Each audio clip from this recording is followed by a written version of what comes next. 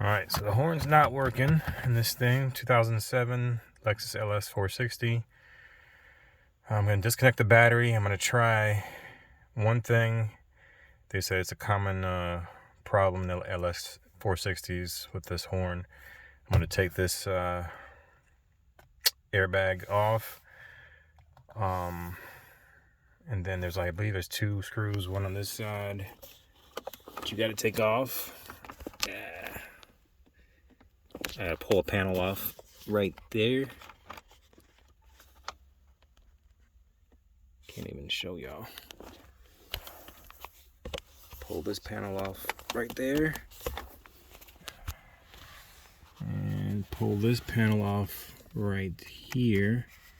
And then there's going to be a screw behind there. You're going to use a T30 to pull that out. So I use this wedge here that I got from AutoZone just to pry this part off, and it comes right off, as you can see. You can see the T30 screw underneath there. You can use the T30 drivers, pull that out. Same thing on the other side. And on this side, you can see I'm just gonna pop this thing out. Same thing. Like I said, these wedges are from AutoZone. It's got a pack of them. Or they're called pry tools. And same thing, you can see that T30 screw in there. You can use a T30 driver to get that out. Okay, so now the airbag's loose. And I'm not gonna disconnect these two wires here. I don't think I need to, but I just wanted to show you guys the the screw that's always, I guess, the problem area. It's this right down here. Where's it at?